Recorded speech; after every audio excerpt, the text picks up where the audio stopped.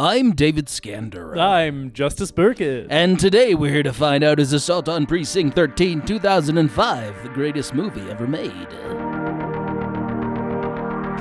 Relax, Sergeant. Relax. This ain't about me and you. Not yet.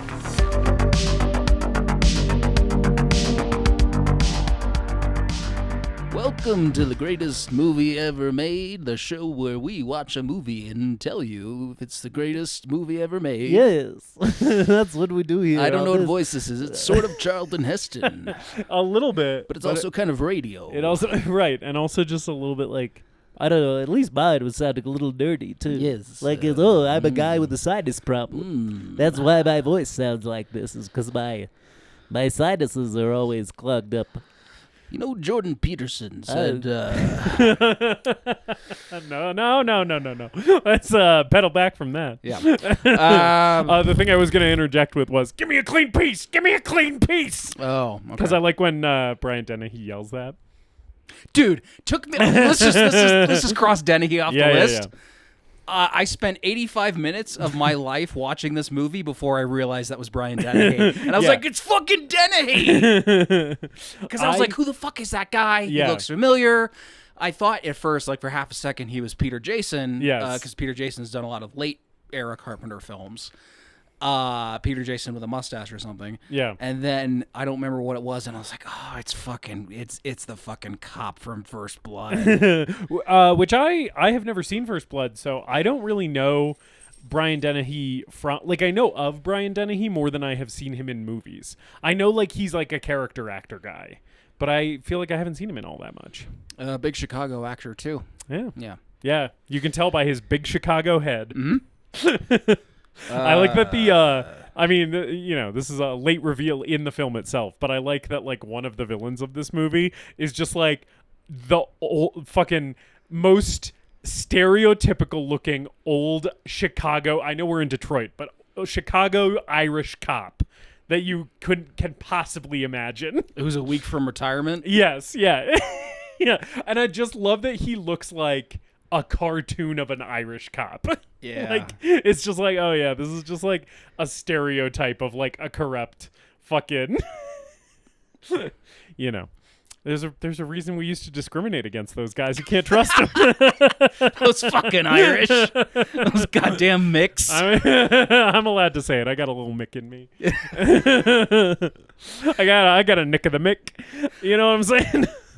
I really like how all of the white the slurs for various white people are completely on the table in this show. Totally. Mm-hmm. Yeah. Except for Jewish slurs, basically. Honestly, right. No, we're not allowed to say the K word or anything close to that. Yeah. But if you are a non-Jewish white person, we can use whatever slur we want, baby. Yeah, if you're European and white, yeah. We're bringing them back. We should bring those back, honestly. We should be using more of those. Like, we should be calling, like, people from Spain, like, European Spanish people, we should be calling them Dagos again. I know Dago was also... Dago's also Italian. Italian, but I think it was both. I think any Mediterranean white person, you could say Dago about. Right, because they all, the olive skin, they all Yeah, spicy food. They all come through Ellis Island. Yeah, They don't bother to differentiate where they came from. Right. It's like, oh, you're a fucking European with black hair and dark eyes. You're a fucking Dago. Anyway, that was the racist section of the episode. We're calling the French frogs. We're bringing it all back. Anyway. We need a stronger slur for French people than just frogs. Yeah, that's true. We should make one up. I don't fucking know. We'll workshop it. We'll think about it. Welcome to the greatest movie ever made, the show where we watch a movie and tell you if it's the greatest movie ever made. I'm David Scandera, joined as always by my co-host Justice Burkett. Yeah. That's me. And we are continuing your theme month of Carpenter copycats on the show. So far, 2 for 2 on Carpenter copycats, adding flipped vehicles to a movie that previously did not contain any. You know, this movie has 3 things. There's many things that I like about this movie. Yeah. But I think there's a big step up from last week. Oh yeah, 3 things that will endear me to this movie: we flip a car. Yep. We set a guy on fire. Yep. And we stab a dude in the eyeball with an icicle. Yep. I wish that eyeball stab with the icicle was more graphic, but that's just because I'm a fucking sicko. But I like all of those 3 things that happen in this movie. Yep. I really like it when Laurence Fishburne throws 2 Molotov cocktails on the same guy. He throws one, the guy falls over, he throws a second one on him as he's getting back up, and then the guy jumps out a window. Yeah, it's really cool. It's pretty great. It's maybe one of the best moments in the entire movie. Yeah. I like all that shit too, and I like that this movie is not leaning into the use of squibs as much as the original Assault on Precinct 13, but there are some good squibs in this movie. Yeah. We have a lot of wall squibs and squibs around the set. Yeah. More so than we have like blood squibs, blood packs on people. Yes, blood squibs. The OG Assault on Precinct 13 is one of the greatest of all time blood squib movies. Not necessarily the number of blood squibs, because there are a lot in that first movie, but really the quality of the squib work. I think the quality, the quality's a big deal. There's not a ton. Yeah. But when you get them, you remember them. They're so fucking good. Yeah. There's the one moment where I think it's the prisoner who is coughing a bunch gets shot in the back twice in the original movie. And those back squibs, it really, really looks like they just shot that guy. Yeah, it's like 2 or 3, and it's just blood erupting from this guy's back. It's awesome. Yeah, he just fucking explodes. It's great. Yes, we're talking about, speaking of frogs, Jean-Francois Richet's 2005 remake of Assault on Precinct 13. Yeah. Jean-Francois also has a new movie coming out, actually. Mutiny with Jason Statham. Okay, all right. Jason Statham on a cargo ship. I might be interested in this. Sorry. He also directed Plane. What if there was a plane? What if there was a plane? Yeah. That was a great name for a movie. Plane. Which one's Plane? Plane is, there's a plane. Right. I think there's I think it's Gerard Butler. There are no snakes on this plane, though. A snake-free plane. Gerard Butler. What's his name? This isn't the one. The guy who played Luke Cage. Oh. In the Marvel TV, Netflix Marvel show. Oh, what is that? It's Gerard Butler and him. But this isn't the one. Wasn't there a plane movie with, fucking, the guy who played Frasier, whose name is escaping me for some reason? Oh, Kelsey Grammer. Kelsey Grammer. Yeah, that's Money Plane. Money Plane. Okay, sorry. You can see my confusion. Yes. Yeah. Yes. Money Plane has Kelsey Grammer. Right. I haven't seen that movie, but there's a line in it where he goes, "You want to see a guy fuck an alligator?" Yeah. Money Plane. Money Plane. Yes, I've heard that line as well. It may have been in the Red Band trailer for that movie. I don't know. But I can't believe I forgot Kelsey Grammer's name, because one of my favorite things is that video of him falling off the stage. How are you doing? I'm good. Good. Hey, guess what? I don't even have to qualify that with anything. Oh, I love this so no modifiers. This makes me so happy. No, I'm okay. I'm good. Hell yeah, dude. Yeah. Fuck yeah, man. I've got hours at work are still shit, but Right. I picked up an extra shift this week, so I should be getting a little bit more money. Yeah. I don't think that it's going to continue, but I'm going to try to get as much as I can. One thing I haven't really taken advantage of is that if a carrier who is assigned to a route regularly, either a CCA who has been there for a while, CCAs are the new folks. The CCAs have a CCA who's been there a while has taken over a route that's been vacated until they become career, or when a regular carrier is gone for 5 days, when either of those are gone for 5 days, you can submit a bid to work that route while they're gone. And it depends on seniority. So part of it is because I'm on the newer side of the seniority chart, it's I don't know if it's really worth it, because someone who got hired a week before or 2 weeks before me is probably going to take it. But I also just have been lazy and haven't been checking it. But that's something that people have been doing to get hours because of how shitty they are right now. Right. That makes sense. Just pulling rank. Yeah. No. I'm good. Otherwise, I'm good. I got lunch with my dad the other day. Nice. I went to the movies to see Disclosure Day. We need to go see Evil Dead Byrne. We do, BT yeah. Dubs. Yeah. I thought about going to see it without you, but we should go see it together. Yeah, yeah. Again, speaking of frogs, French guy directed that one too. Oh. I think. Yeah. Yeah. Yeah, I mean these new 3 all have different directors. Yeah. Yeah. I don't. Actually, I do. Okay, so the thing I have to recommend is the Behind the Bastards 2-parter episode on Steven Seagal, which dives into the many alleged crimes and sins of ontological evil Steven Seagal. Yes. But what I have been watching, A wicked man. is what I have been watching is the crime drama TV series that he wrote and starred in. It's on Tubi. It's called True Justice. Yeah. It's bad. It's fuck. I've been in the trenches with this guy so much that anything that's like just above his very, very low batting average is kind of noteworthy to me. Right. Now like good for Steven Seagal is like good enough for you. It's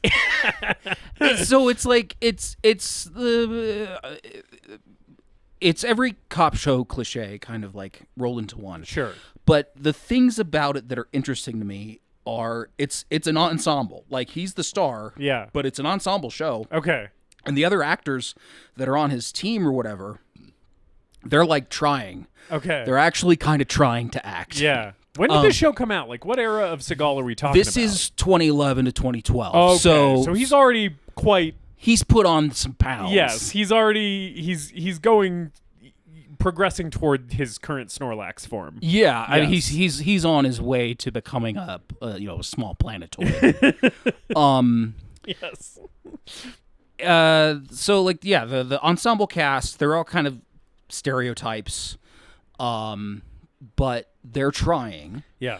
And it's like kind of it's a crime drama. It's a cop drama that's like procedural. Like they're investigating crimes, they're following suspects, they're going on stakeouts, and then when the dads, wake up at the end of the episode, they have a shootout. And I sort of appreciate that it's like kind of restrained in that regard. Like it could just be just action all the way through. Yeah.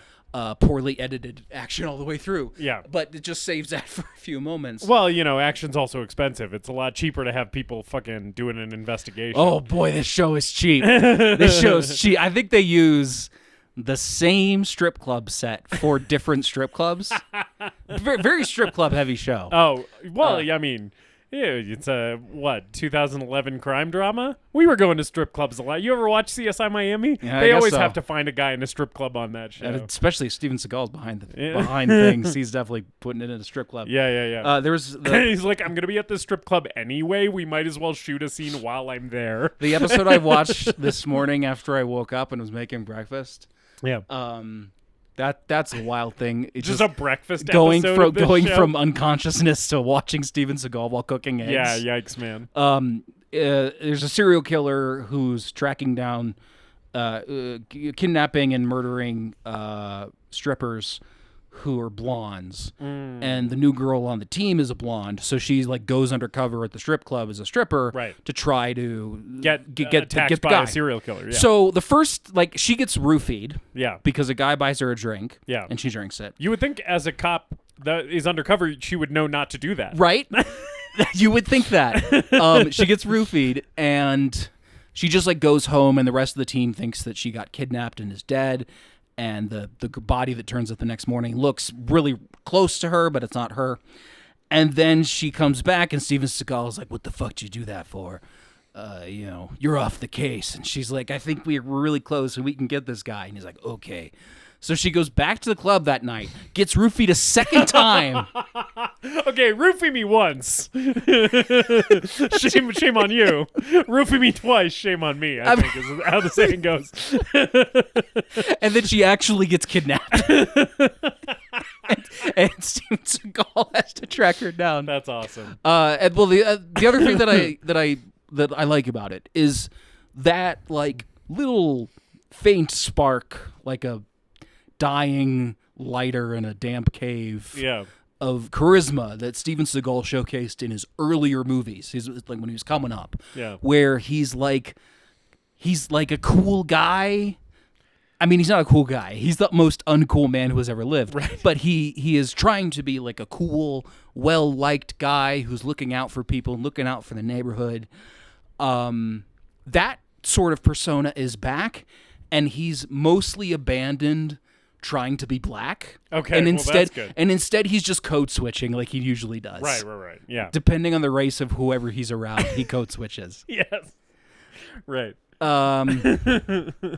Because he's just an empty vessel, just wandering around, just trying to emulate whoever he's like on screen with. So, imitation is the most sincere form of flattery. That's right. Yeah. He's a man of many talents and many sexual assault allegations. That's also true. Yep.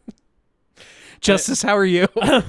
I'm also good. Good. Before I get into it, I do want to mail a joke to a minute and a half ago. What I should have said is, roofie me can't get roofied again, like George Bush. Roofie me once, shame on me. Roofie me can't get roofied again. Yeah, no, I'm also good with no qualifier this week. We will do everything in our power to stop these terrorist roofiers. Now watch this drive. Oh man, I love that video. Now watch this drive. It's fucking hilarious. Like, I feel okay sometimes laughing at dumb shit that Trump does, because I'm like, George W. Bush also was a terrible fucking president and a war criminal and a horrible person. And I feel fine laughing about his silly shit too. Yeah, you gotta laugh at these guys. It is nuts when the liberals try to rehabilitate him, though. No, yeah, I mean, he's not good. Yeah. He's like he should be in prison for war crimes that he committed. But people are like, oh, I miss George W. Bush. Yeah, it's like, here he is painting pictures. Yeah. And I'm like, I think the large difference between him and what we have now is just how blatant they are about it. Right. Yeah. Right. But it was funny when he said, now watch this drive. Yeah. How are you doing? Talk about how you're doing good. Yeah, I'm doing good. I'm feeling a lot better this week. Things have eased up a little bit on how busy I am. Still busy, but like not. It feels like I'm no longer at like a crisis point, which it was feeling a little bit like the last couple of weeks. And yeah, just overall been feeling pretty good. And yeah. I don't know if I have. Oh, I wanted to actually re-up 2 previous media recommendations that I have shouted out before, because both of them were kind of like light, like I kind of glossed over them. One of them is Widow's Bay, because the last time I shouted out Widow's Bay, I had only seen the first 2 episodes. Now I've watched all of it that's out, the whole first season. I just wanted to like circle back on that one and be like, hey, I watched all 10 episodes now, and it remained very good. I think it's like one of the better shows that I've seen that's come out in the last like 5 or 10 years. I really enjoyed it. And so, yeah, I would just double down on that one. The other one that I really must double down on is the podcast BigSoftTitty.png, because before, when I had talked about BigSoftTitty.png, I had only listened to like a couple episodes. Now, probably for the last 4 days, most of my waking moments have been spent listening to BigSoftTitty.png. This is, of course, comedian Tom Walker and comedian Demi Lardner's podcast. They are married to each other, and they have a podcast where they just talk about whatever the fuck. And some of the segments on this show, dog, first of all, every segment has like a little stinger theme that's so funny. But just so you have an understanding of what the podcast is, because it's just them talking about random bullshit, like whatever they want to talk about. There's a segment called Head Got Stuck, and the theme for Head Got Stuck is AC/DC's Thunderstruck, but they sing Head Got Stuck. Right. And it is, they read a news story about someone's head getting stuck. There's like the miniature horse report that Tom does, and he sings to the tune of Goodbye Horses, Miniature Horses, the segment's about you, miniature horses. So as loath as I am to tell you to listen to a different podcast, Like, if you're only listening to one podcast and it's ours, just listen to our podcast. But if you have room in your life for another podcast and you are not listening to BigSoftTitty.png, I truly cannot recommend anything higher. I have not laughed as hard at a podcast probably ever as I have been laughing in the last 4 days just binging the shit out of it. You should watch this GTA 4 I started watching, yes, where all Yeah? the vehicles, yeah. I watched the first 2 parts of that. Isn't it incredible? It's so funny. Yes. Yeah. Really fucking funny. And Demi is like, Tom's hilarious. Demi is hilarious in a way that I really connect to, because a lot of her contributions to the podcast are like unhinged and insane and like borderline actually offensive, but I think she walks a line that is like where you want to be. I feel like that describes our dynamic on this right. show. Yeah. Right. I'm like the Tom, and you're like the Demi of the show. Yep. Yeah. Anyway, BigSoftTitty.png. This is the last time I'll mention it. I'm not gonna like keep harping on it, but really fucking funny podcast. Yeah, it's one I've been meaning to listen to, because my brother's really deep into the Tom and Demi verse. Yeah. And I've just seen some of his playthrough Let's Plays and stuff like that. They just started doing video episodes, so there's like 3 or free video. They've been doing video episodes on Patreon, but they just started doing free video episodes on their YouTube channel. So there's like 3 on YouTube that you can watch, and I feel like that's a good way to get into it. And then you can switch over to the audio feed if you like the video episodes. Cool. Yeah. Anyway, Assault on Precinct 13. Yes. From 2005. 2005. Not from 1976. No, but we're going to talk about that movie too, obviously. Yes. Should we? So this is the first Carpenter remake. Right. It came out in, I think, January of 2005. Right. He has an original writer credit on it. He does not have a producer credit. He did have a producer credit on The Fog. Yeah. Also, Graham Revell did the music on this and The Fog remake. Ah. So that's a connection. I liked between his last music week. in this better. I can tell you that right off the bat, because I remember not liking the music in The Fog. Okay. And I think the score in this is fine. Yeah.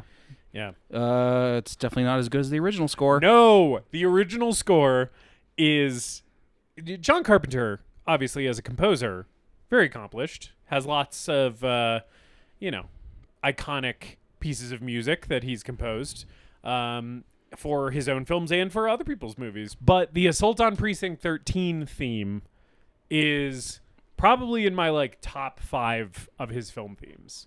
It's really up there for me. It's. I think the score overall, is like in top 3. It's so good. There's like 3 themes, and it kind of just repeats them. Yeah, which Halloween does too. He basically has like 3 or 4 that he just plays throughout the movie. But like Precinct seems even more minimal than that. Yeah, I feel like there's a little bit more going on in Halloween. Yeah. And of course he said that like he was writing scores kind of just like out of necessity, because it was like easy. Right.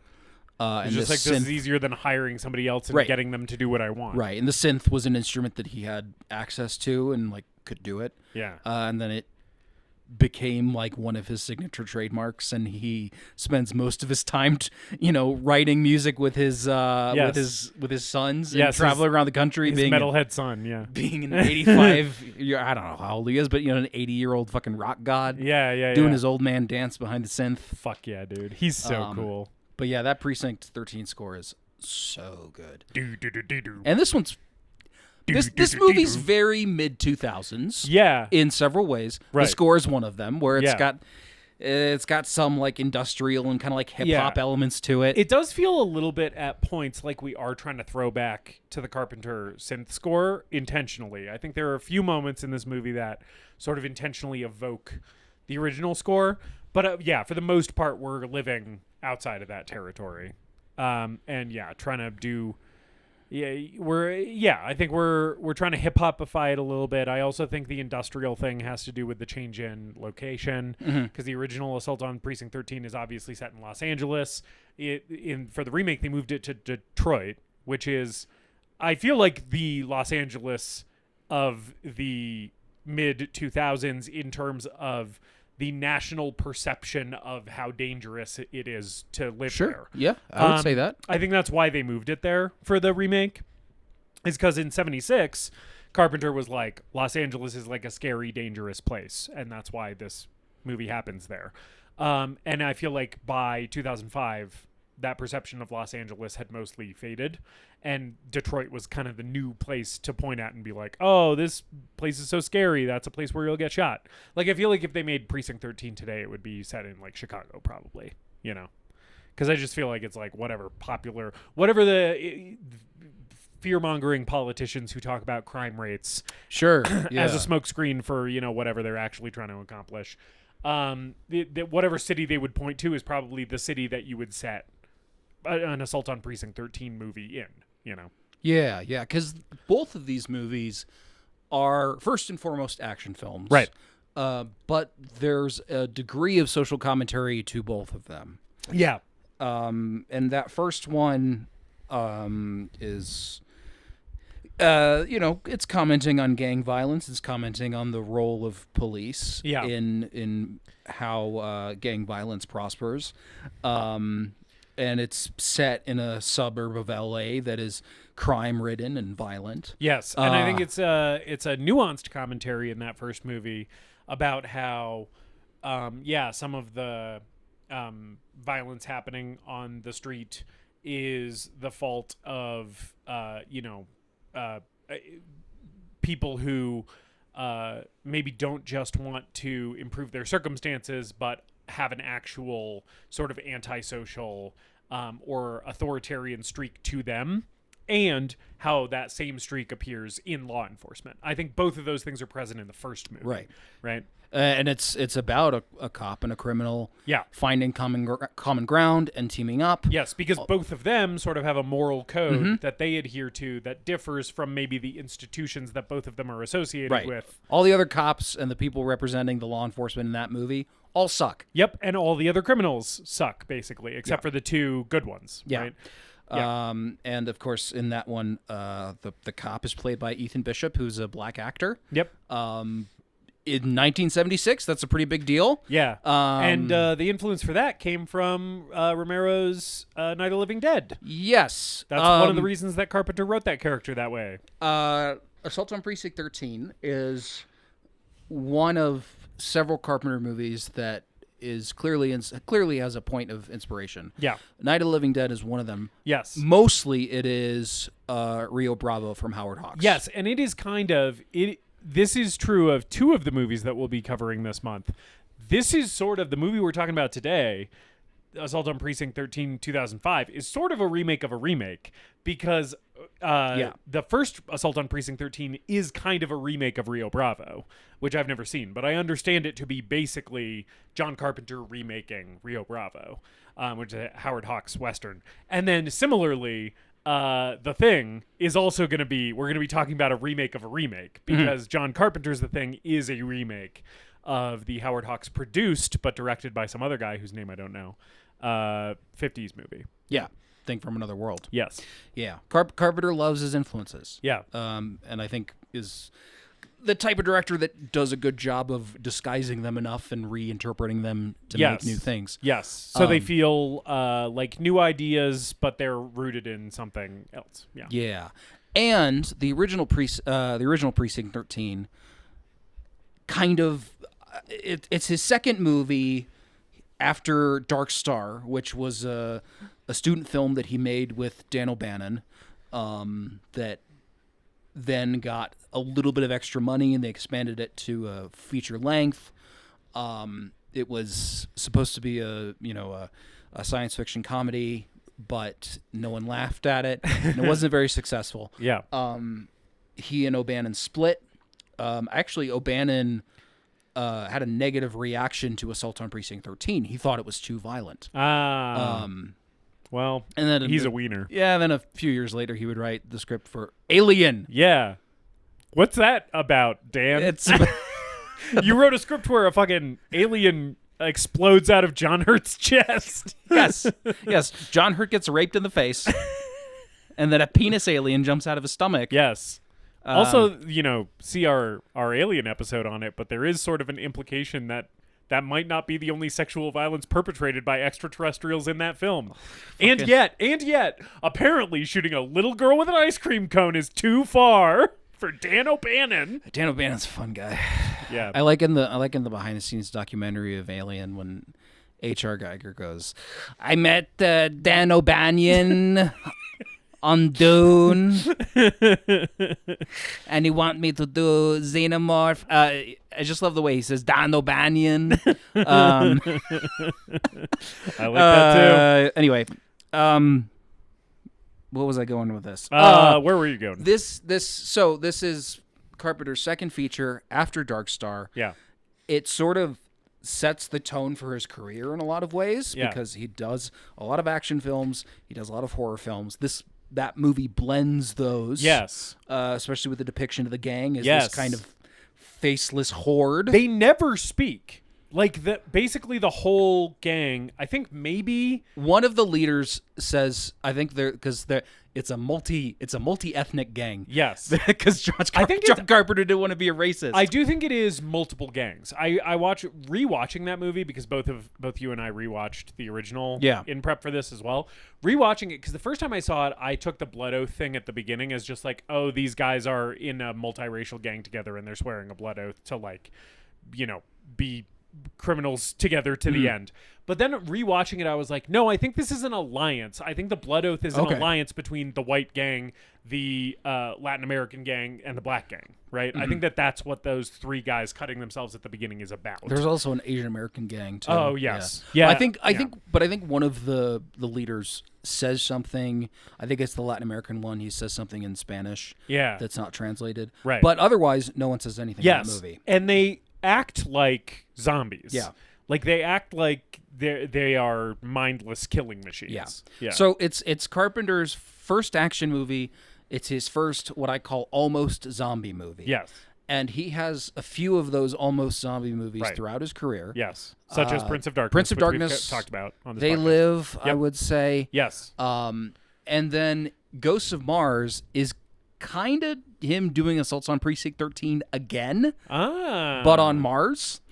That sounds good, but I've heard it's real bad. With Ice Cube, I've only seen it once, and it's quite bad. Yeah.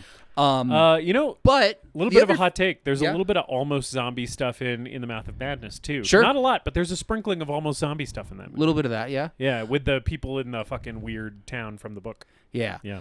Also, it's his first action movie, and it sort of establishes that his action movies are kind of slowly paced and atmospheric, and the action isn't necessarily a highlight. And then you get Big Trouble in Little China, which is like that movie moves so fast. Yeah. The action is crazy in that movie. Yeah. But like Precinct 13, kind of tame by comparison. Yeah, Escape from New York, kind of tame by comparison. Right. Escape from New York especially kind of feels like it's like marketed and sort of known as this like staple of action cinema. That's how I first came to it. And then you watch that movie and it's like, this is mostly about the vibes. Like, it's mostly about like Kurt Russell looking really fucking cool. It's Kurt Russell walking through streets, and then he sits down in a chair for a few seconds and just like has a little sit. And someone who he hasn't interacted with yet in the movie knows who he is, thinks that he died. He has to be like, nah. he maybe shoots like 5 people in that movie. Yeah. There's not a lot of action in that movie. It's mostly about vibes. Yeah. I would say Precinct 13, I do think the action is pretty strong in it. But I think it's less like crazy stunt work and stuff and more just like the tension that he creates in the movie is very successful, and then like the way that the moments in which it's paid off feel very like satisfying to me. And it's like there's like the shootout stuff I feel like is good in that movie. And I think the creativity with how he depicts it and how he maybe gets around having a smaller budget. Yeah. Like there's the sequence that takes a few minutes where the gang is just shooting up the place, and you're getting the windows are breaking, papers are flying everywhere, we got wall squibs and stuff getting blown up, and it's like you're not seeing the gang outside shooting it. No, yeah. It's just a bunch of shots of squibs going off on this set. Yes. But and edited together in such a way where you can always tell when there's a cut, even when they don't want you to, which I think is a really charming thing about that sequence, is that it's like, this was early Carpenter, he hadn't even made Halloween yet. He's still working out the kinks and stuff. And so there are shots in there that like look a little janky because you can tell he tried to set up the camera exactly the same way so that he could cut between two different takes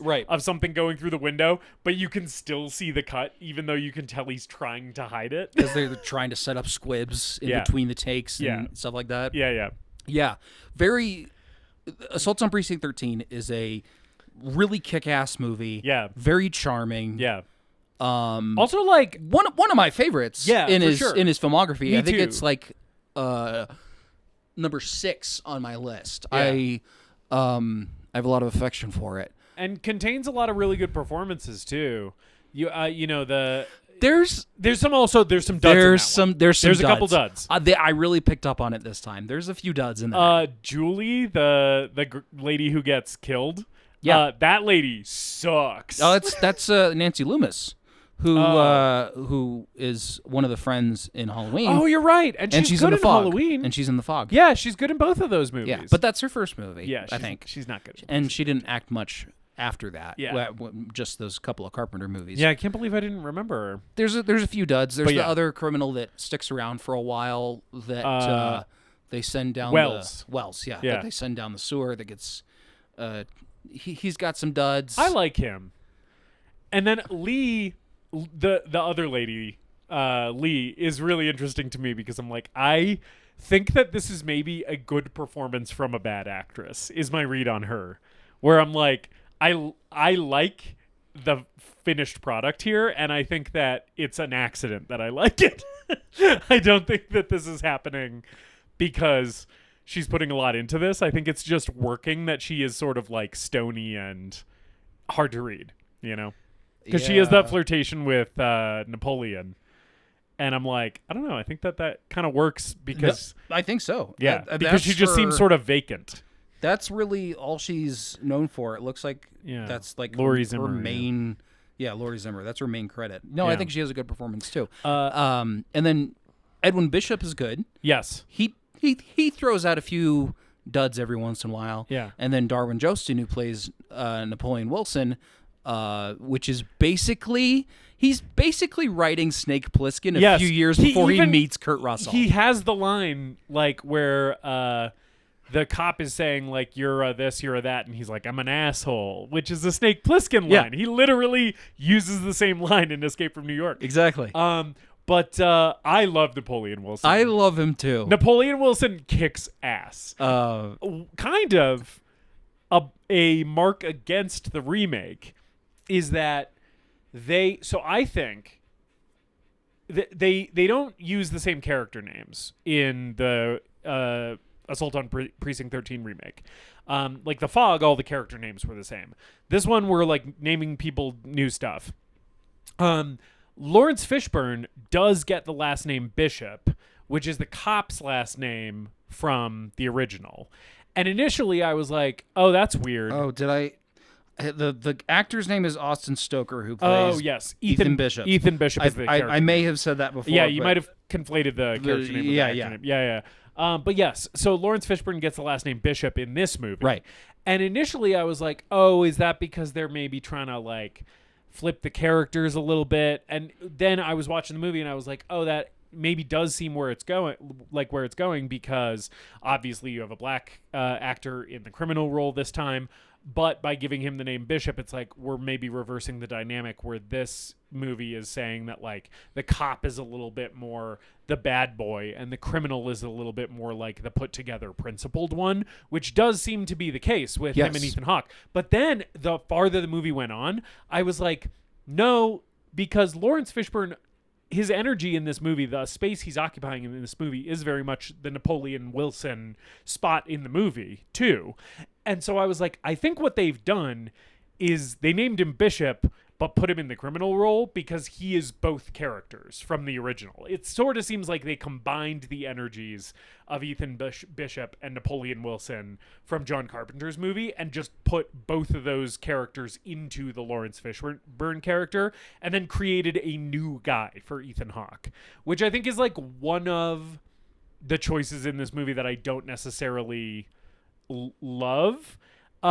There's stuff I like about this movie, but as a remake, I think that's one of my main complaints is I'm like, the dynamic between those two guys is a really important part of that first movie. And it feels like we have like fundamentally altered the dynamic by like making Ethan Hawke's character kind of a guy who didn't exist in the original. He seems like a guy from a movie that's not Assault on Precinct 13. Well, yeah, we'll just transition to the remake, I guess. Yeah. But, although I did have a fun fact about Darwin Jostin, who plays Napoleon Wilson. Yeah. He's in Eraserhead. Oh shit! That's one of his. That's like his other main credit. Who like is he in Eraserhead? Assault on Precinct 13 and then Eraserhead. He's spoilers for Eraserhead when Henry goes to the place where they make their racer heads. Oh, is he Paul? I think he's one. I don't know. He's one of the guys there, I think. Well, I mean, I feel like I think he's one of the guys. Because I feel like there's only the two guys, and it's one of them is named Paul, and the other guy is the guy who yells, "Okay, Paul!" So one of those has to be him. Yeah, I feel don't like the remember. guy who yells "Okay, Paul" is old. So I think he must be Paul. I don't remember him having dialogue. I think he just hangs out. Yeah. But maybe I don't remember. I haven't seen that movie in a while. Yeah. But yeah, it's funny that it's like he's in this Carpenter movie and then makes Eraserhead, and that's basically it. That rules. Yeah. That's cool. So the cop and criminal dynamic in the remake, I like the dynamic. It is different than the original. He is Paul. He is Paul? Darwin Jostin is Paul. Nice. The original movie, there's some tension between them. It's kind of glossed over pretty quickly, and they trust each other once the shit really hits the fan. In this one, it's a very fragile alliance. Yeah. And it actually, they probably could do more with it. Yeah. But I do feel like Ethan Hawke is taking on some of the kind of loose cannon bad boy Napoleon Wilson stuff, but in a less kind of calm and cool, collected way. He's not as cool. Right. Napoleon Wilson is cool as hell. Right. And Ethan Hawke as Jake Rosnick or whatever his last name is he's like a fucking little skeezy weirdo. Yeah. His the first scene when he's undercover. Yeah. His cover name is Napoleon. In that. I didn't even. Oh, okay. Yeah. So Yeah. they are kind of trying to reverse the. Yeah. Okay. A little bit, yeah. Yeah. That's this movie doesn't tip its hat to the original that much. No. Yeah. But there's that's moments. one of those. There That's are one of moments. those, yeah. There's actually maybe more than I thought there was gonna be based on this movie's reputation. And then watching it, I was like, oh no, I see the nods. Yeah. You know, they're just not super big and telegraphed, which I actually think is kind of a good thing. Yeah. A lot of the nods to the original are pretty subtle. Man, that opening sequence, I feel two ways about it. One is like, oh, this is a fun way to open your movie. And the other way is, this is immediately coming at me with aggressive 2005 energy. It really is. It's like, you can tell that this opening scene was written and filmed in a time when nu metal was at the peak of its popularity in America. Not because there's nothing nu metal about like the music that's happening. It's just like the disgusting fucking dingy heroin den with the fucking Sherry Moon zombie adjacent undercover cop girl on the couch like kicking her feet up and like looking at the bag of drugs or whatever. And then Ethan Hawke in his fucking buzz cut with his shitty little tattoos. What I really like about the opening, Yeah. Is when the back of that guy's head explodes and it's Yeah, a really good squib. that's cool. Yeah. That was cool. But it is, yes, very aggressively 2005. It hits you with that right away. The editing does the thing where it's like it does have quick cuts, but it's also like quick cutting within the same take. Yes. So like Ethan Hawke will be walking down the hallway, and then it'll jump ahead a few seconds to him walking down that same hallway. Yes. And it feels dated now. Yeah. And at the time it would be, stylized and unique. There's a lot of like, really high contrast cinematography in this part too. Yes. A lot of quick cuts and shaky cam. Yes. And then the movie abandons that for the rest of the film. Yes. I kind of like that it's that way because it's, Ethan Hawke's little undercover cop tweaker origin story. Right. And it's just slightly different vibe than everything else. Yeah. Yeah. Have you seen Machete? I have not seen Machete. Oh. Well, in the first, basically the prologue of Machete, or the first 10 to 15 minutes, Robert Rodriguez really leans into the Grindhouse style with the fake film grain and that kind of stuff. And then the rest of the movie, he abandons that. Yeah. I don't know. I kind of like it. I kind of like the way that it functions as in the beginning of this film. Yeah, I also like how the first 5 minutes of this movie are shot sort of in the style of like a Slipknot video. And then we just don't do that for the rest of it. And there's still some shaky cam in the rest of the movie, but it is far more legible than a Taken movie or something. Yeah, yeah. Although, I am really glad they ended up abandoning it for the rest of the movie, because at the beginning, when they're doing the thing where they're doing multiple cuts in the same take of Ethan Hawke just talking in his tweaker undercover persona directly to camera, I was like, oh, I am really gonna get tired of this. I kind of love it, actually. Oh, it's so good. Yeah, I was like, I was really into Ethan Hawke. Yeah, that's I like him. That's kind of. I mean, he's great throughout the movie. Yeah, I love him. I think that was maybe my favorite stuff that he does in the movie is when he's undercover. I like his performance. I just didn't like the editing. Mm-hmm. I just found the editing jarring, and I was like, I feel like I would like the performance more if you stopped fucking cutting him off. But yeah, I agree. I do like him. Basically doing fucking, he kind of has not even Jesse Pinkman, but he kind of has Skinny Pete from Breaking Bad energy. Yeah, he's kind of a fuck boy. Yeah. Fishburne though. Oh yeah. I am luckily do not have to eat crow on this podcast. I don't have to kill you or whatever I said. Yeah, I don't remember. Flayed alive. Yeah, I believe so. Suck a guy. I don't know. Suck a guy's dick. I don't remember what I said. I don't think. I think it was just flay alive. Oh. I don't think there was any fucking oral sex involved. Can there be? If you like. I can arrange that. I can find a guy for you to suck off. Laurence Fishburne, our greatest living actor. Yes. Delivers a great performance in this film. He's good. He's really so good. Yeah. And the optics of swapping the races of the cop and criminal. Yeah. Are,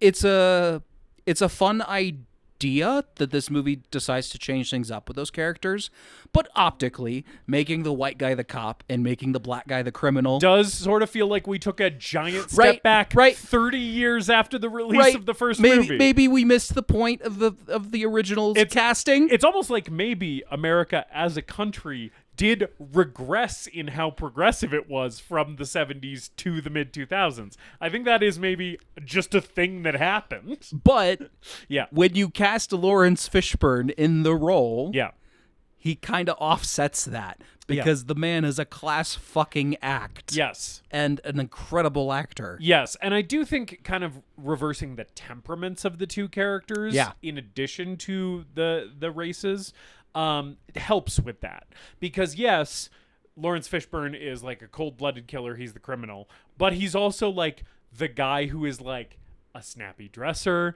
He is also the guy who is a more measured speaker. He is the guy who has more of a clear idea of who he is, right? He's more self-assured, which was all traits that the cop had in the original Precinct 13. And then meanwhile, Ethan Hawke is an alcoholic and a drug addict and a loose cannon, and is the guy who's looking for a smoke the whole movie, which was the criminal in the original one. Yeah, right? Yeah. But yeah, and I do like Ethan Hawke. I like that Ethan Hawke is like kind of a scumbag in this movie. Like putting him in the cop role, but then having the cop be like sort of a garbage person. Like he is sort of like a burnout and a skis ball. And I'm like, I appreciate that. Especially when the other main change that this movie does is makes the gang that is besieging Precinct 13. In this movie, it's cops. It's like it's they're corrupt crooked, cops. They're crooked cops. Who are trying to, Fishburne's if they leave Fishburne alive, he's going to testify that they're on his payroll. Yes. And they don't want that. Yeah. So they're just going to kill Fishburne and everybody else in the precinct, right? So that they eliminate all the witnesses. I said that sentence really poorly. That's okay. I think you said it great. Thanks. That's a fucking awesome change that this movie makes. It's a good change. I think it's a really good change for a remake. And yeah, the kind of faceless. They're still a faceless horde. They got ski masks on and helmets and shit. Yeah. At some point in the movie, they say there's like 33 of them. Yeah. So it seems like there's probably less than like the gangs in the original movie. Yeah, because in the original movie, it does seem like there's 100 guys out there. Yeah. Yeah. So there's less of them, but they are more well armed and have a tactical advantage over everyone in the precinct. Yeah. You know what this movie really wants you to know they have? Flashbangs. Those flashbangs are a little weird. Yeah. I think the flashbangs... They're kind of sci-fi flashbangs a little bit. Yes. I don't think they look very good either. I No. think the effect on them is not great. No. Yeah. But yeah, it is crazy how they like light up from inside and they have like, it looks like just glass windows on the grenade itself that the light comes out of. And I'm like, no, I think those things fucking explode. Right. I don't think they just make a bright light from inside. Oh, I forgot to look at the Internet Movie Firearms database. Oh, just to see if the flashbangs are a real thing. Yeah. The guns, both. I will say, as a remake, Assault on Precinct 13 2005 does carry over one essential thing from the original Carpenter movie, which is that both movies make guns look really fucking cool. Yeah. Both of these are movies where you're like, man, guns are so cool, dude. We get a lot of shots through scopes in this movie. Yeah. We get a little bit of it in the first one. Yeah. But we get a lot of it in this one. Yeah. One of the subtle nods that we get is also binocular vision, because that's in the first movie, and you're seeing binocular vision in this movie a couple times too. David's looking at the firearm database. At the grenade launcher. I don't see anything about the flashbangs. Oh, well, maybe they're else. fake. Maybe they're made up flashbangs. But they do talk about fake gun. They'll say if a gun is like completely fictional. But maybe grenades are out of their scope. I guess so. Yeah. There's the grenade launchers that are attached to the rifles. Yes, that's a firearm. But if you just throw in a grenade, I guess they don't count. Yeah. This movie, a lot of attachments on those guns. Yeah. We got scopes and we got laser sights. Laser sights. The laser sight scene is pretty cool. It is. It's visually pretty cool. It also, if you think about it too much, doesn't make a lot of sense, because it seems like the guys are right up at the windows pointing laser sights in, and it's like, well, why would you have your laser sight on? That's also most laser. Like I think any tactical laser sight is infrared, right? Because the whole point is yes, you don't so want to that be the seen. person can't see that you're about to shoot them. But movie. It's yeah. And then they all got silencers that are whisper quiet and stuff. I like that we carry over the silencer thing from the original movie too, because in the original movie the gang is like using all these silenced guns so that the cops don't hear and come to bring backup. And in this movie, because it's cops, they just have all the fucking, because we've militarized police so effectively by 2005 that it's basically, again, you're fighting the army now. So they all have like suppressors and shit. The laser sight scene is like a good example of like, there are moments in this movie where I'm like, there's a little bit of visual flair to this thing. I think this a little movie bit of style here. I think this movie looks pretty fucking good. Usually, and then occasionally we have some like CGI snow that doesn't look very good. But compared to last week's CGI fog looks incredible. I mean, it's like This is fucking yeah, fucking Lord of the Rings trilogy Sure. level CGI compared to the fog. sure. But yeah. I think this movie does look pretty fucking good. Like Yeah, at most of the time. when we're in the forest and we got like Friday the 13th moonbeams Yeah. coming through the trees that are totally unrealistic and silly. I'm like, that looks pretty fucking cool. Yeah, I do miss. It's I'm really hard. burpy tonight. It's that's all good. I've been hitting the soda. Yeah, I burped, but it was during a part that I cut out. So I think I've been burping throughout.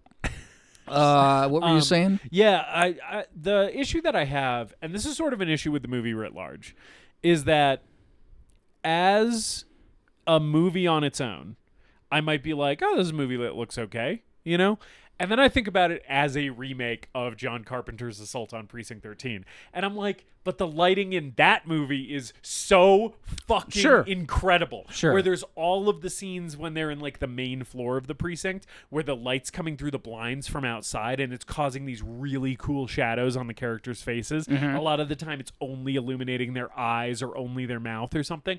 And I'm like, I'm comparing... Because of what this movie is named, I am comparing it against something, and now it's just it's coloring my view of everything in it. Because it's like the lighting in this movie is fine, but it is not as incredible as the lighting in Carpenter's movie. the night shots of the gang driving in the cars and stuff. Yeah. I forgot about that. That shot where he mounts the camera on Yes, the car, on the front of the car, and it's like next to the headlight, right? And Yeah. then you get the shot of the car behind Yes. it, chasing it. Yes, and the shot of the phone booth that's illuminated in like a sea of darkness in that movie too. The phone booth that we go to a couple times because it's like where the guy whose daughter gets killed goes, and then we return to it again later. Yeah, there's like, and yeah, the shots of like the parking lot from like across the street, that it looks so ominous, and you see like the gang members in silhouette and shit. So much good shit in that Carpenter movie. Even like just the shots of like the streets of LA, I think are they floor me in that movie. Like the shots in the morning of the suburbs and stuff. Yeah. So- And then this movie looks good, but because it is a remake, I am having to compare it to a movie that looks incredible. Do you think your opinion of this movie overall is colored by the fact that it is a remake of Assault on... It is because it is called Assault on Precinct 13 and it is some way trying to remake John Carpenter's original film? Absolutely. Do you think you would like it more if it was called something else? Absolutely. If this movie just didn't pretend to the problem is it is too much of a remake to not acknowledge it, so it's sort of a damned if you do, damned if you don't situation. Right, that's because the difficulty I'm having. Because you can't have this movie as it exists and not call it Assault on Precinct 13, because then if someone watched this, they would be like, this is a ripoff of Assault on Precinct 13 if it was trying to hide that, right? But it's like, also by having the title attached to it and recreating some of the moments more or less one-to-one, it is forcing a comparison to a movie that I like so much, and it's like, it's tricky, right? And I'm trying to evaluate this movie on its own merits, but it's like it is hard for me to do that because of what the movie is. And so like for the purposes of this conversation, I'm gonna try not to hold it against this movie that it's not John Carpenter's Assault on Precinct 13, but there is always going to be something in the back of my head being like, well, the other movie called this did it better, See, my perspective on this is like how this differs from the Fog remake. When I'm watching the Fog remake, I see like, oh, that's the scene from the original done worse. Now I am thinking about the original movie and how I would rather be watching that. Yeah. That does not happen nearly as much in this one. True. It has a lot more departures in terms of plot beats and action sequences. There's a few, there are callbacks and stuff, but like they do this, they do the sequence of the place getting shot up and windows breaking and lamps getting shot and papers flying. And it's not as extended as it is in the original one, but I'm like, this is pretty good. This is just as good. Yeah. And I think the changes that it makes throughout, the change of the setting, the snow being a reason that they're trapped there. Yeah. The gang of cops Yeah. as opposed to just a gang of criminals, and the changes to the two leads. All of those kind of work for me enough to differentiate it from the original. Yeah. Where like I can have both of them sitting next to each other on the shelf and feel okay about it. Yeah. I hear you. And I don't disagree. I just think it's like, it's just tricky for me. I think the what it boils down to is it is a disadvantageous position to put yourself in to remake a good movie, period. Sure. You know? What we should be doing is remaking bad movies. Right. Yeah. Um, Yeah. Like, I don't think this movie is... I don't think it's a bad remake in the way that The Fog is, but it does feel like an unnecessary remake. It's like, we didn't need this, but it exists, so we might as well I don't know how engage with it. I tried to look online for some behind-the-scenes info. I don't know how it ended up as Assault on Precinct 13 as opposed to, Right, just some other Detroit siege movie. Detroit police station shootout or whatever.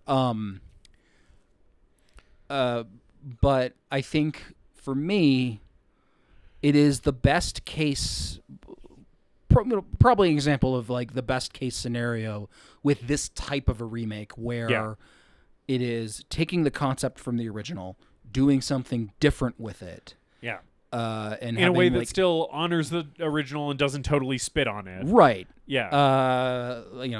Unlike the Fog remake. Yeah. Or other remakes that we could mention. You're gonna hate me. Yeah. It reminds me of the Texas Chainsaw Massacre remake from 2003. Right. Well, I don't hate you. I just don't like that movie as much as you do. It like has respect for the original. It has the bones of the original in there. That obviously that one is referencing the original more than this is. Yeah. Due to the fact that the character Leatherface is in the film, but it understands the spirit of the original and does something different with it in a way that feels respectful. Yeah, and makes that movie worth watching. It gives if I'm in the mood to watch an action movie, there could be reasons why I might choose the remake of Assault on Precinct 13 over the original on any given night. Sure. I feel less that way about that Texas Chainsaw remake, but mostly because I consider that movie almost too visually ugly to enjoy. I just think it looks like poop. I think that's part of the charm of it. I like that it's all it. kind of sunburnt and gross. And the first one looks gross in a good way. It's like it looks sweaty and grimy in like a way that is nice to look at. Arlie Ermey's sweaty and grimy in that movie. Yeah, it's just I don't know why we had to put a fucking diarrhea filter on everything. I don't know why. Because it was the 2000s. It just looks like shit from a butt. Thank your lucky stars that we didn't get a poop filter on this one. I also do think that the performances across the board are much worse in the remake than in the original film. Arlie Ermey's fucking great in that movie. He's good. He's so good. One good performance does not I don't know, like the performance. I mean, other than the family, I guess. Yeah.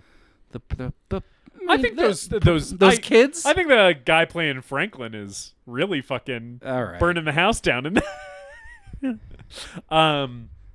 Anyway, this is not a Texas Chainsaw episode. No. that was a.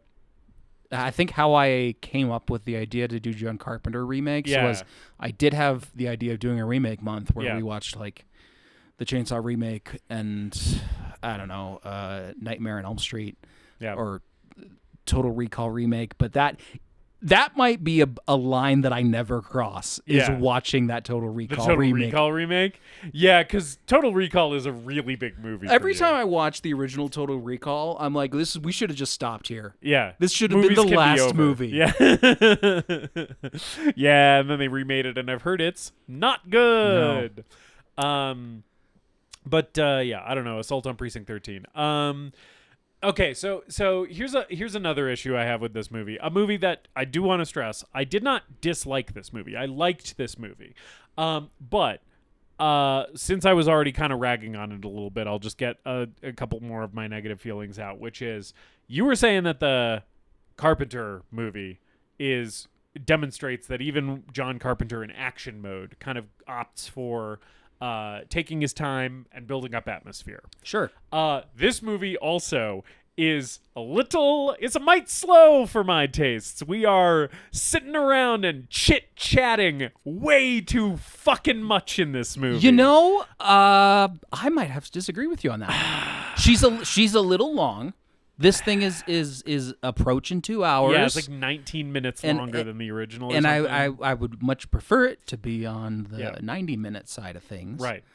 I think this thing moves along at a pretty decent clip, buddy. I don't know, I think this man. thing's got a little bit of a fire under its butt. I don't know. When the fucking therapist is talking to Ethan Hawke and he's like fucking sexually harassing his therapist, I was like, do we need this? Can we There's move on, maybe- please? And when the fucking is it Maria Bello or is she the therapist? Maria Bello's the therapist. Who's the other lady? Drea Matteo from The Sopranos. Oh, okay. Well, when Drea Matteo is fucking extolling her sexual escapades to a crew of fucking custodians at the police station, and they're all like pitching tents looking at her on a ladder. Again, I was like, let's move it along. Like, But I don't understand why this scene is here, and it's not doing anything for me. we could have trimmed some fat. Yeah. But that original Precinct 13 has its downtime for sure. I just feel like I think like there's- living in the downtime of that movie more because I feel like I'm vibing out in that. Whereas in this, when there's downtime, I'm like, I saw a guy's head explode in the cold open to this movie. Let's please do more of that. Yeah, I mean, like, we probably don't need the cold open either. Like, Yeah. we probably don't need to know that. We don't need to see the mission that Yeah. got Ethan Hawke demoted to Right. working this dead end desk job. Yeah, at that this turned precinct. him into an alcoholic who's like slamming scotch from the bottle first thing when he wakes up in the morning. I like the scene. I like that we see it, Yeah. but for the sake of brevity, maybe we don't need that. I completely agree. I think this movie just tries to explore all of these very one-dimensional B-movie action movie characters a little too much. I think that's maybe the problem. Yeah. Is that there's 8 people in this precinct. Yeah. Then a ninth guy shows up, and some of them get boy, picked do off. I really not need that guy to show back up. By the way. I understand he serves a plot function, but I was just like, you can't be throwing another character in Yeah. the mix. I cannot possibly give a shit about this guy. I think there's the big one is John Leguizamo and Ja Rule. Yes. This should have been one character. Yes. Also, jump scare seeing John Leguizamo in a movie. I told you he just appears. Yes. He just is conjured from the ether It's and just- appears on screen. He's not an actor starring in a movie. He's Yeah. an actor that is summoned from the depths Yeah. of the void and appears on screen. Right, a casting director just like fucking does some dark alchemy, and he like appears in a puff of smoke. Yeah. What voice do you want me to do for this one? Yeah, you want me to talk out of this side of my mouth? How about this side of my mouth? Yeah. There's an interview with him where he's talking about the voices that he tried to do for the Sid the Sloth in Ice Age. Yeah. And he starts doing, this is like a recent interview, and he starts doing stereotype voices, and I'm like, JL, you cannot be doing this shit in the year of our Lord, whatever it was, 2024, Yeah, 2025. He starts the pesting on fucking Fallon or whatever. He starts, it was one of those like iconic character interviews. Oh, right, yeah. And he starts doing like, his Chinese voice. Yeah. All these different things that I'm like, oh, that's definitely the guy who made the Pest. Yeah. The guy behind the camera is just like. To his credit, this performance compared to the Pest goes down way easier. I will say, we said on the Pest episode, I have liked John Leguizamo in movies before. I have nothing against him specifically as an actor, despite him appearing in a movie that did ruin my life for a little bit. I feel like I still have not fully healed, and perhaps Nor never have I. shall. Him popping up on screen was a little. I did have a bit of a trauma response to it. Yeah, where I was like, oh God, oh fuck, and then he's, I think, fine in this movie. I think he's okay. I think he's okay in this movie. Yeah. Yeah. This is a good use of Leguizamo in this movie. Yeah, there's maybe a little bit too much of it. Yeah. And I think Ja Rule is part of it. Yeah. Ja Rule, you really don't need that character in this movie. No. If you're going to keep one of them more than the other, keep the Beck character, Leguizamo's character, because he at least is comic relief who then gets killed halfway through the movie, right? Which is that's a thing that you can do in an action movie. This Ja Rule character where he's referring to himself in the third person and sort of kind of flirting with a couple of the female characters, but then not as successfully as Fishburne or Ethan Hawke is. So it's just okay, this guy's just kind of here, And it's I like Ja Rule, but he's not really doing much here. Yeah. But John Leguizamo did get a legitimate, pretty good laugh out of me in this movie. Okay. And it's the moment because I agree there's maybe a little too much of this performance in this movie. But just as I was thinking is this sequence too much, then they got me, which is when he's yapping at Fishburne in the adjacent cell. We're cutting back and forth from Ethan Hawke and the gang at the party upstairs, the New Year's Eve party. And then we're cutting back down to the cell with just John Leguizamo motor mouthing at a silent, stoic Fishburne. And when it cuts back and he is sitting on the toilet and he's actively talking to him while shitting, I was that's fun. It's a funny joke. That is pretty funny. It's funny that John Leguizamo is talking Fishburne's ear off while taking a shit, and then he stops talking to strain to shit. And I was I like it. I like that joke. It's good. Yeah. What'd you think of Maria Bello? As the therapist? Yeah. Boy, oh boy, does this character in this performance do absolutely nothing for me. I don't think it's bad. I think she's a good actress. I don't think this is one of her better performances. Yeah. This is a fucking absolute just null for me. Where I'm I could not care less about this character. I could not care less about her being in this movie. When she came back into the movie, I was I saw this coming because, of course, we hired too big of an actress and made too big of a deal about her being in this movie to abandon her entirely. But I'm I just don't care. And then she kind of doesn't do anything in the movie. She sort of sits around and is scared and explains what OCD is to a 2005 audience. She's sort of serving the function of the scared guy in the original, or the Julie character, who is Nancy or Loomis. Julie. But Julie gets killed right away. Right, and the scared guy just is basically catatonic in the crouching in the corner for the entire movie, which is very much also a Night of the Living Dead flashback, right? Fucking reference to Barbara, played by my close personal friend Judith O'Day. Yes, who she's not my close personal sometimes friend. I've just met her a few times. Yeah,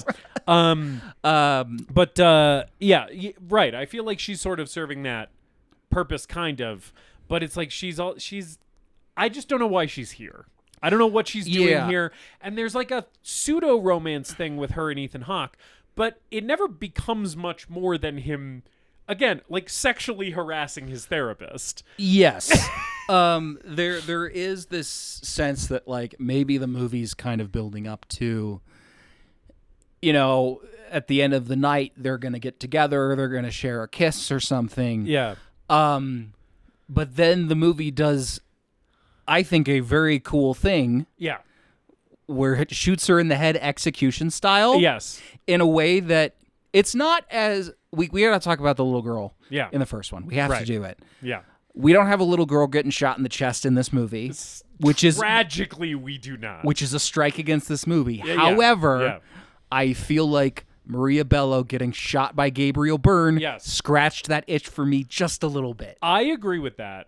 I just wish maybe the movie had found something to do with her. Yeah. Between her, having a therapy appointment with Ethan Hawke at the beginning of the movie and getting shot execution style. Because it feels like in between that, nothing really comes of this character. Yeah, we just have too many people in this fucking building and we lose. And the movie doesn't know what to do with all of them. Yeah, like she keeps popping up and talking, but we don't go anywhere. I feel that way also about the female criminal. Yes, right. Who the movie basically forgets about for a little bit. And it's a good performance. Yeah, Aisha Hines is the name of the actress who plays Anna.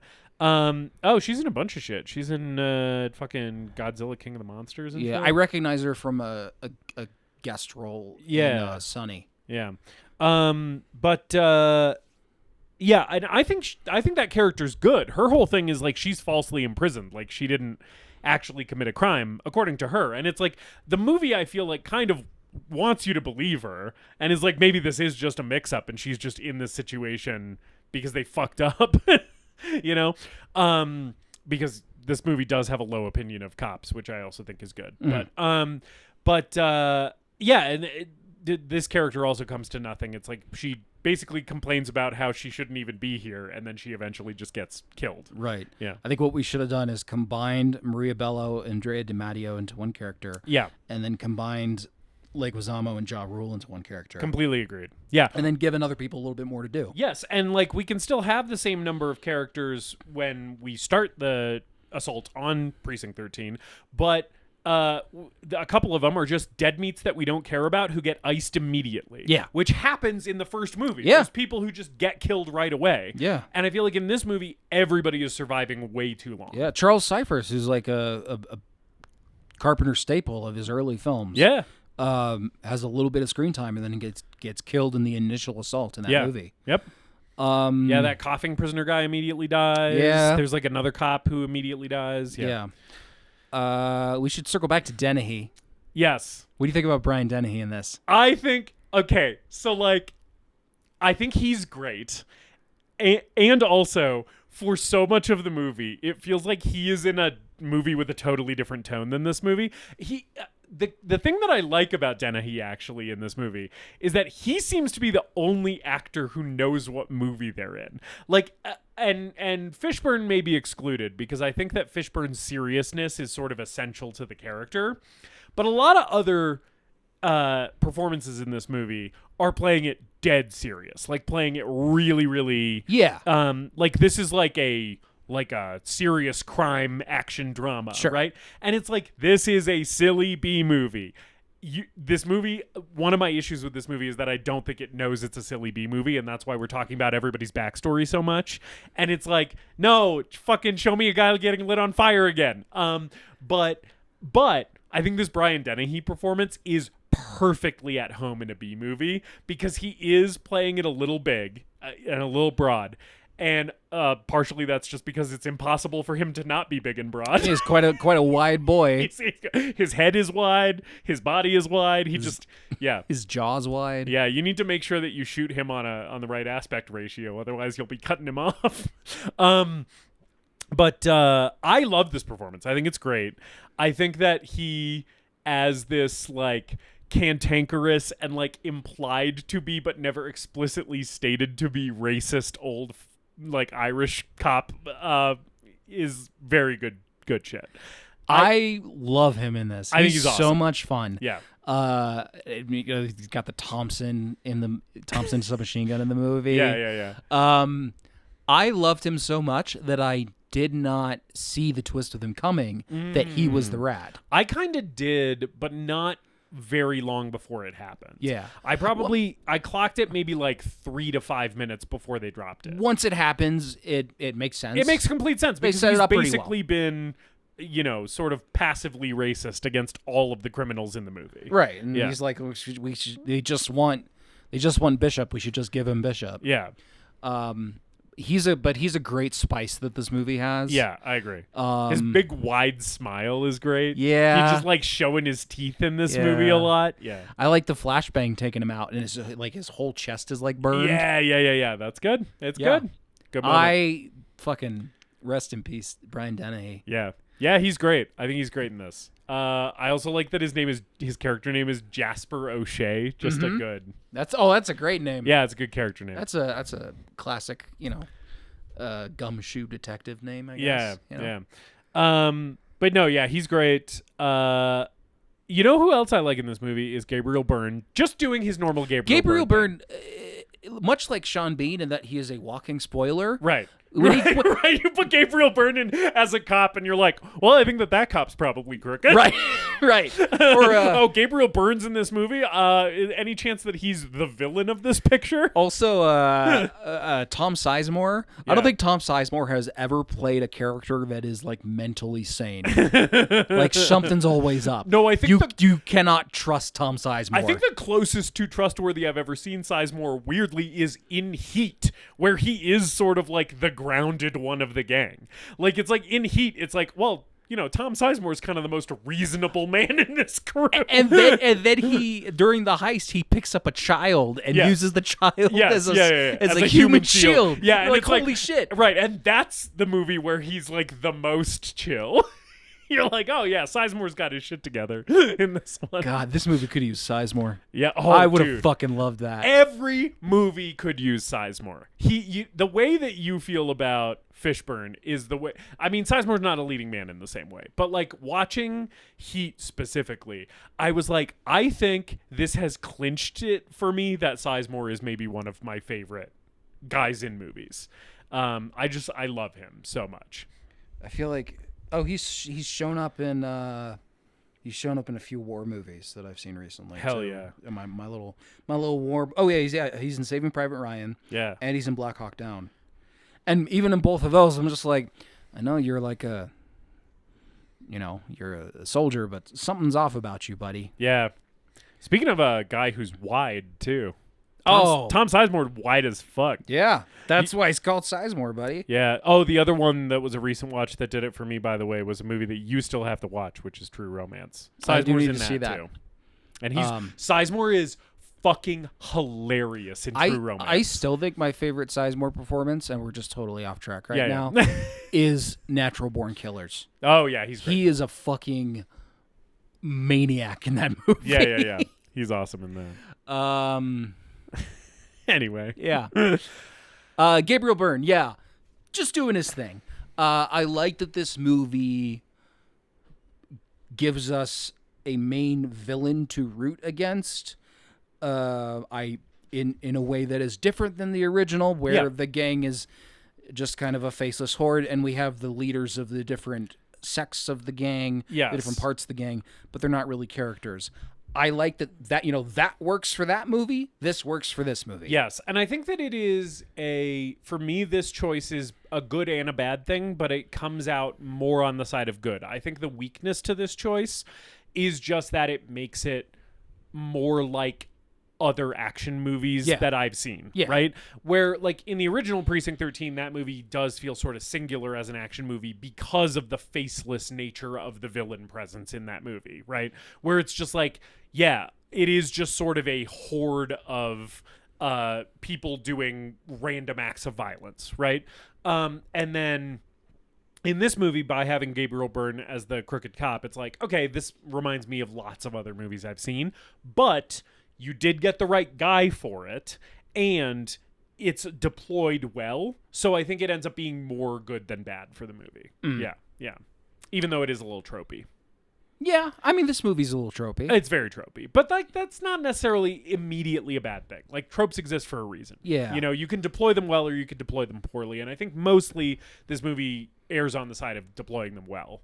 And like, I like Gabriel Byrne, so I'm not mad that this character is in this movie and that we get to spend time with him. Because he's sinister and he's fun, and he is playing this maybe a little serious. I kind of wish that he was going bigger with it, but like, anytime he's on screen, I'm not having a bad time. He and Fishburne are great in this movie. I think they are both kind of meeting the script where it's at and maybe delivering a performance that is just ever so slightly above the script. Right. I don't think like they're like either of them are turning shit into gold. Yeah. I think they're just like, this is probably the amount of effort that I need to put in for this movie. Yeah. And because they're great actors, it's just automatically better than if someone else was in the role. Right, exactly. Yeah. And I just kind of wish that maybe they were schlocking it up a little bit more, I guess, in the way that I feel like Dennehy is. Yeah. Also, I feel like Hawke at times is schlocking it up in this movie. Yeah. And I'm like, that's great. I like that he is playing this very big and crazy, and his energy is like weird and gross. Yeah, that's very fun. Yeah. And I do think you're right. I think this movie does have a struggle with its tone. Yeah. Because you do have stuff like fucking Ethan Hawke stabbing a guy in the eye with an icicle. Yes. And a guy getting set on fire and like the violence. But it also does feel a little too serious at points. But then like, you stayed through the credits, right? No, I didn't. You watched through the credits? No. Did you just shut off the movie when the credits started? No, I heard the original rap song. Okay. That's okay. What I was gonna, that's what you were. Okay, yeah. Yeah. So the credits start, and I'm like, we're probably gonna get fucking a Ja Rule song because we got a rapper in a movie because it's the mid 2000s, and then it's a KRS-One song. Yes, yeah. And the KRS-One song is just like him listing the actors that are in the movie. Yes. He's just like Laurence Fishburne, Ethan Hawke, Jean Francois, Assault on Precinct 13. Yeah. And I'm like, I think maybe this movie knows what it is. Dennehy did not get a shout out in the KRS-One track though, I which just I fucked think up. is rude. I think it's fucked up. KRS-One should apologize for that. Yeah. I don't think he says Gabriel Byrne either, but No. He didn't get the...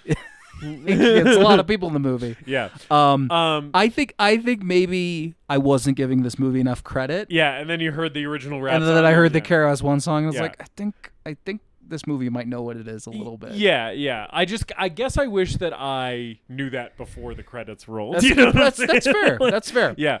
And like the action is good in this movie.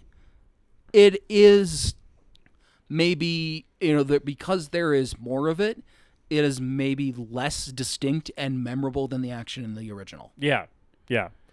Right. Like in the original, there's that great moment where Bishop throws the shotgun to Napoleon. Shotgun toss. Yeah, and then Napoleon cocks it and shoots the guy in like one fluid motion. Honestly, I am the biggest flaw I have with this movie, like the thing that hurts me the most, is we didn't get a reprise of the shotgun toss. Yeah, the shotgun toss fucking whips ass.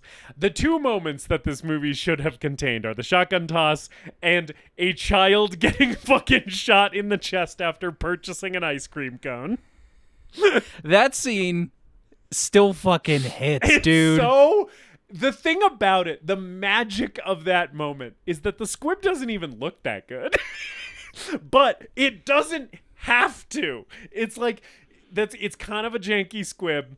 The child actress, doesn't really do the best job of reacting to just getting shot, but it is still so it's so raw and so like out of the blue and so ballsy.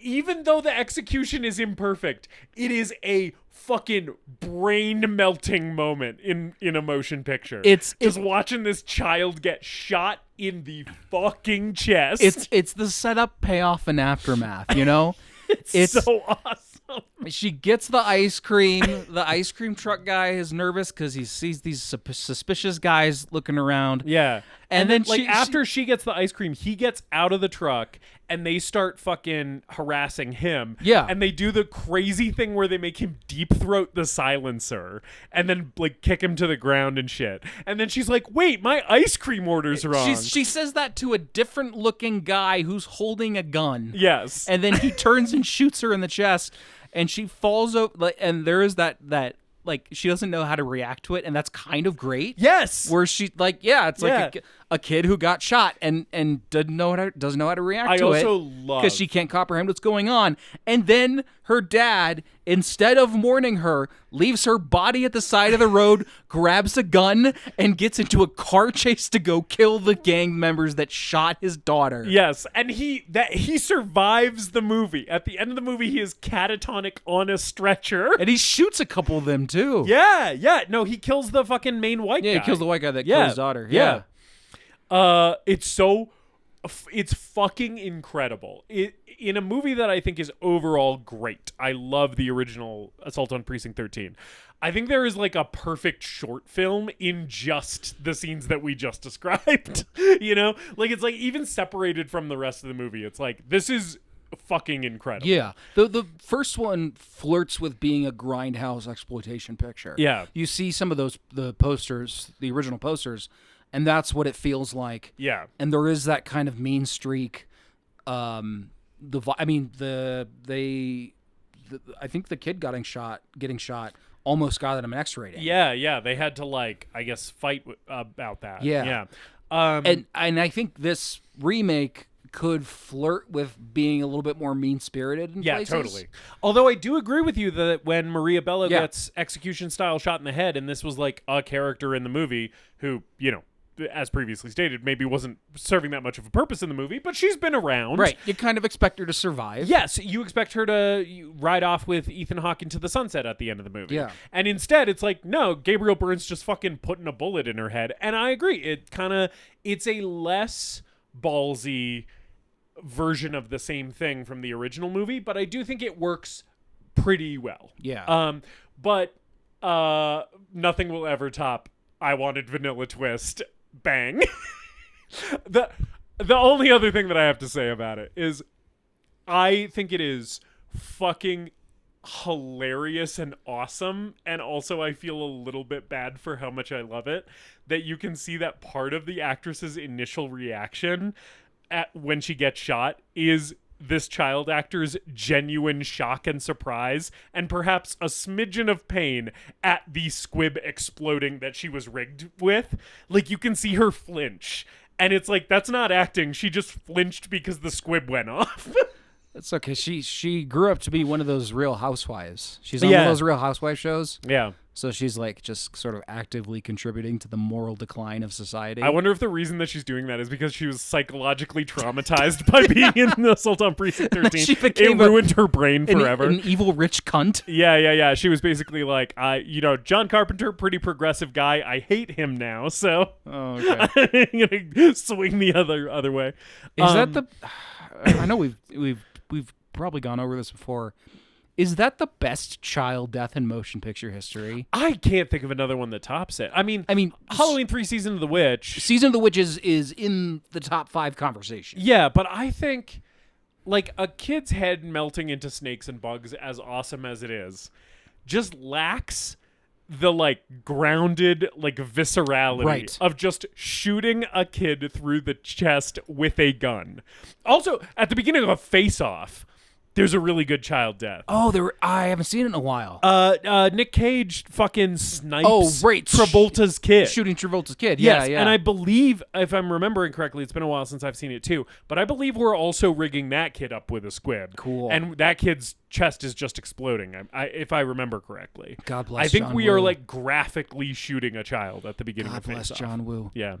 I should have done John. I've been flirting with the idea of doing a John Woo month. Yes. And I picked this instead. Yeah, February, I think, was something February. you floated at one point. That was funny. That's really good. I thought it was Maybe funny. we should still do it. It's really good. Maybe we'll do it. Yeah. Although, another great child death, Uh-huh. that fucking kid getting launched through the windshield at the beginning of Dead Calm. We did watch Dead Calm because Sam Neill tragically passed away. We're both very sad about it, but we decided to honor his life by watching a movie of his that we had never seen. And boy, howdy, was I not prepared on Sam Neill Memorial Night to just see a fucking toddler get absolutely ejected through a windshield. That was pretty sick. It owns, dude. And then fucking at the end of that movie too, where fucking Billy Zane's head gets a flare shot into his mouth and his head explodes in a fireball. Yeah. And then the rest of that movie's like pretty good. It's a pretty good movie. Yeah. But then there's those two moments. It's Those just two like, moments did it holy for you? fucking shit. Yeah. I didn't like the Billy Zane death as much. Oh, I didn't like fourth acting Billy Zane. I think that was a little bit. I mean, it's a silly movie. Yeah. I don't know if I needed that. Yeah. I sort of liked. I would have liked it better if it was like, okay, we've dealt with Billy Zane, and now we have to find Sam Neill in the middle of the ocean, and that was the rest of the movie. Yeah, him coming back like Michael Myers or a slasher movie villain was a little too much. I don't disagree with that necessarily. However, I really enjoy the flare going into his mouth and popping out the back of his head. The effects is a little silly too. We're not talking about .com. We're talking about a lot of other movies on this episode for some reason. We've just been doing that recently. I don't know. Anything else about this movie that we should talk about? Oh, probably. A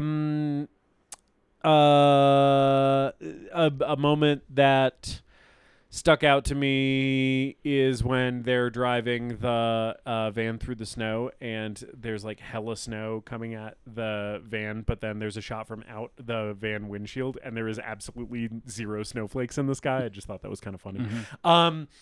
No, yeah. I like some of the stuff that they do where they put a twist on stuff that happens in the original movie, like going out to start the car so that someone can get away and like call for backup. In the original movie, we're sending Wells out through the thing in the basement.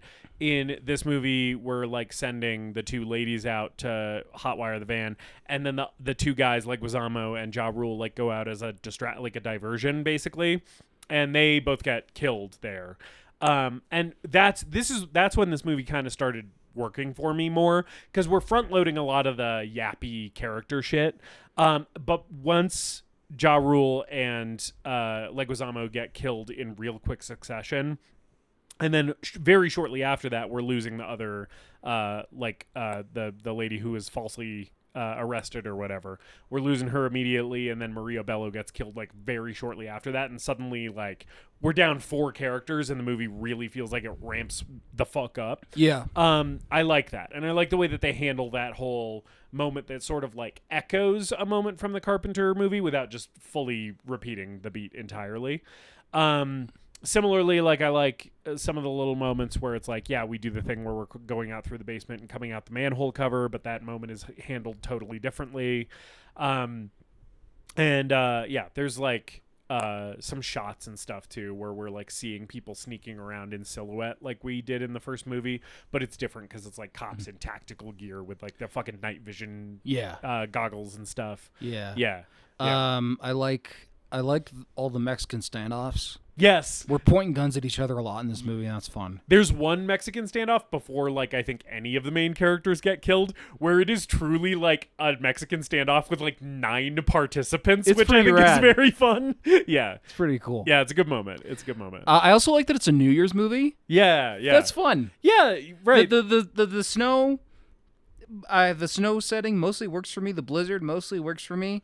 The flakes look a little fake, but hey, that's snow in movies, baby. Yeah, and when it's practical fake snow, it's fine. It doesn't bother me. There's a few shots of the CGI snow where just like, this doesn't look there's great, some CGI snow in there. And CGI Detroit buildings. But yeah, the New Year's thing is fun. And it's like it's repeated throughout the movie. It's a recurring theme. Some of the characters are like trying to turn over a new leaf for the new year. I like that the fucking horny secretary's New Year's resolution is just like, I'm not gonna fuck as many criminals this year. Which is funny. It does, that sort of smacks of just like casual mid-2000s movie misogyny in a way, but also I think the movie, I mean, you got handles it in a way where I'm like, I actually kind of don't mind that this lady's character trait is just, she is horny for men who do violence. I mean, you got Adriana from The Sopranos in your movie. Yeah. She's there for a reason. It's her, her assets in addition to her acting talents. Yes. She's there to wear fishnets and talk about how much she wants to fucking... show off her cleave. Yeah, and talk about how much she wants Fishburne in her fishnets. That's fun. Yeah. That's a really fun moment when he's like hitting on her. Yes, where he's like talking really sexy to her about how he ripped a guy's Adam's apple out one time. Which, by the way, minor gripe with this movie. We describe how Laurence Fishburne has ripped out a guy's Adam's apple before in the scene where he's flirting with her. And it's very sexy, and Laurence Fishburne is doing a good job of, like, laying on the charm there. Later on in the movie, when she is fighting one of the crooked cops, she grabs his Adam's apple. And I was like, do it. And instead, this movie is too grounded and too realistic. And so instead, she grabs his knife out of his vest and stabs him because she can't rip his kind of apple. liked And I'm that. like, I really just wanted her to rip I his kind of Adam's liked apple that. out. Because my brain went, oh, they're going to do the Adam's apple thing. And then I liked a lot of the subversions that this movie does, both big and small. Yeah. I mean, ripping out a guy's throat would be fucking sick. I really But also wanted it. stabbing him through Through his mouth with a knife is cool, too. The kill was fine. I was like, we set up an Adam's apple rip, and I was waiting for it. Some of the kills in this movie are pretty good, though. Yeah. Like, that one's pretty good. The icicle one's pretty good. Dennehy getting exploded is pretty good. The guy, when they light the building on fire and all those guys are jumping out the windows, that's pretty cool. Although I wish more of those guys were on fire. A lot of them are just like jumping from the flaming building with no fire on them, and I'm like, we could throw some fire on those guys. They probably used up their flaming gel budget on the guy that Laurence Fishburne had to throw two Double Molotovs. Yeah. That moment is so fucking. Yeah, I don't know. I don't know if there's anything else that I wanted to talk about. It feels like there's other stuff to cover, but I guess not. I don't know. All right, let's get out of here. Yeah. Justice is Assault on Precinct 13, 2005. The greatest movie ever made. David, I will say, compared to the Fog remake, this is a significantly better movie. This looks... We're sitting pretty this week. This might be the high point of the month. I'm just going to say that now. Yeah, it might be, because we have a director next week of whose filmography I have enjoyed one film. But yeah, so I liked this movie. I had a good time with it. I think that it works okay as not just okay. It works well. It works well as a action movie, as a siege movie. I think it does have some creative ideas that set it apart from the original, but it also clearly has a lot of respect for the original and is nodding to it in ways that I think are very subtle in a lot of spots. And a lot of those are kind of just visual echoes of Carpenter's movie that I think is executed pretty well. It doesn't look as good as Carpenter's movie. The soundtrack isn't as good. And it's not as tight and kind of like hermetically perfect, I guess, as that first movie is. Because that first movie just feels like everything in it is in service to the thing as a whole. It feels like it's a movie with no bloat on it whatsoever. And this movie has a little bit of bloat for me, like just some of the character shit where it's like, oh, we're fucking doing math equations to deal with Maria Bello's OCD, and it's like, this doesn't feel like a thing that needs to be in this movie, you know? But overall positive on it. Had fun watching it. I am going to give this one a no, but it is a movie that I was pleasantly surprised by, and I think it is sort of a best case scenario for a remake of a great movie, because it's like, yeah, you're never going to be able to make a movie that was as good as a great movie that you're remaking, so you should aim for a movie that is entertaining and that does some stuff different enough that it is worth watching on its own, disconnected from the original, and I think that they succeeded at that. So I think it's worth checking out, but it's not the greatest movie ever made. David, is Assault on Precinct 13, 2005 the greatest movie ever made? Justice. This is going to be a no for me. Yeah. I think this movie's pretty fucking good. Yeah. I had a fun time with this. I was pleasantly surprised by it, like you said. I think the changes that it makes to the original film mostly all work for me in terms of like the big things that you can point to. with making the satire a little bit more on the nose and commenting on police corruption. Yeah.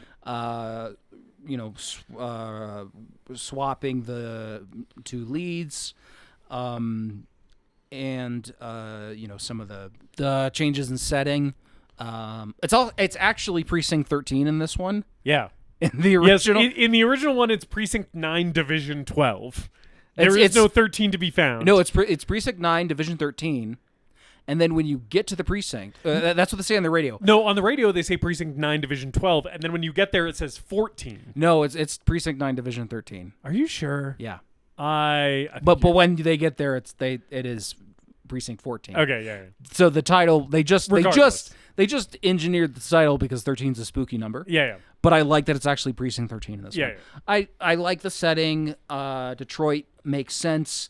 The blizzard makes sense. New Year's Eve is a fun time to set this movie during. It is very representative of the early 2000s action movies. Are you fact checking me on that? No, I'm fact checking myself because I felt stupid. Oh, okay. Yeah. No, you were right. Yeah. Yeah. I think the cast is maybe a little bit too big, and we could have reduced that and made some stronger characters. But it's a fun cast.